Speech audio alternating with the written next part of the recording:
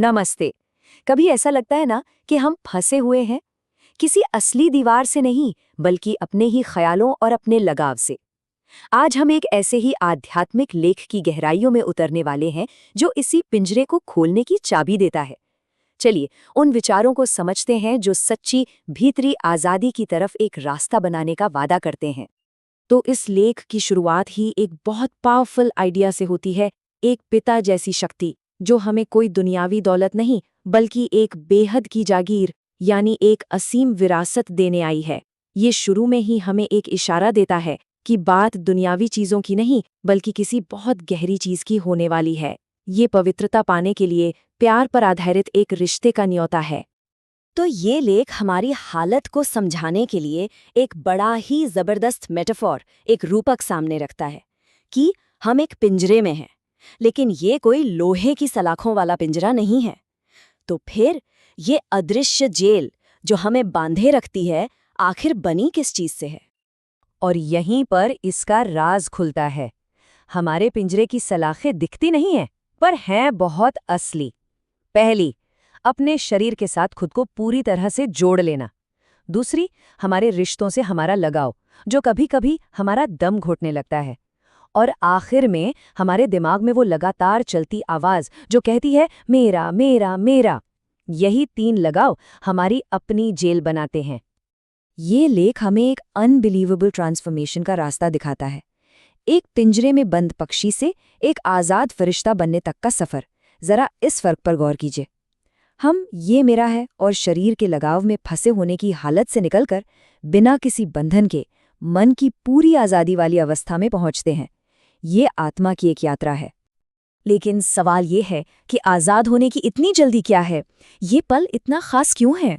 लेख के मुताबिक ये कोई मामूली चुनाव नहीं है। हम एक बहुत बड़े वैश्विक बदलाव, एक युग परिवर्तन के मुहाने पर खड़े हैं और यही बात हमारी भीतरी आज़ादी को पाना सिर्फ एक इच्छा नहीं बल्कि एक फौरन पूरी करने वाली ज़रूरत बना देती है। ये इस लेख का एक बहुत ही ज़रूरी सवाल है। अगर कोई इतना बड़ा बदलाव आने वाला है तो हम उसे पहचानेंगे कैसे? हमें अपने आसपास और अपने अंदर किन संकेतों को खोजना चाहिए? ये लेख हमें कुछ दिलचस्प सुराग देता है। तो लेख में ना 6 बड़े बड़े संकेतों की तरफ इशारा किया गया है।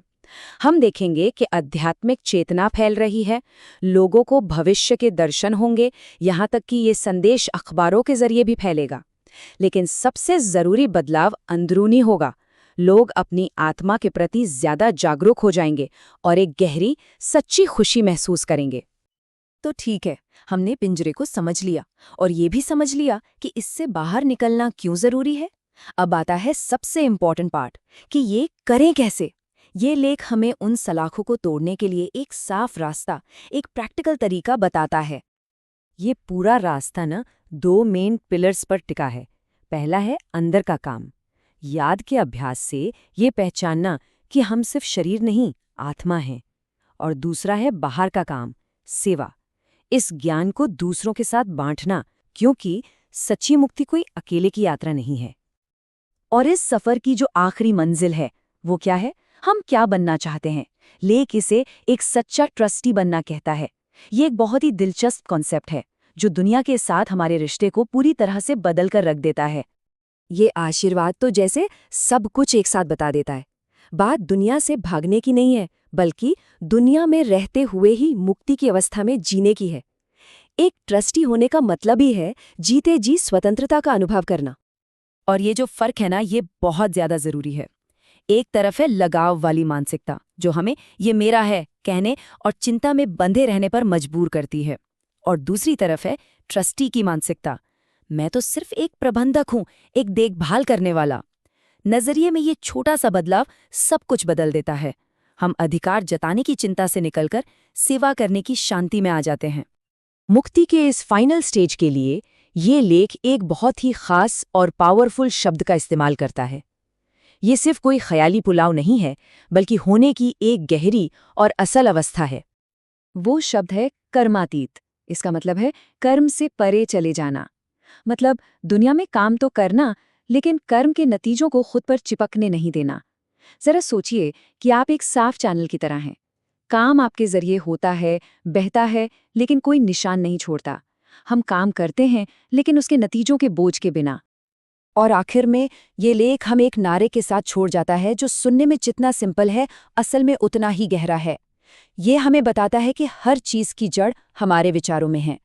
अगर हम सोर्स पर यानी अपने ख्यालों पर ध्यान दें तो हमारा समय और हमारे शब्द अपने आप सही ढंग से बहने लगेंगे। सब कुछ मन में ही शुरू होता है। तो ये सारी बातें, ये सारी पड़ताल हमें अपने जीवन के लिए एक बुनियादी सवाल पर लाकर छोड़ देती हैं।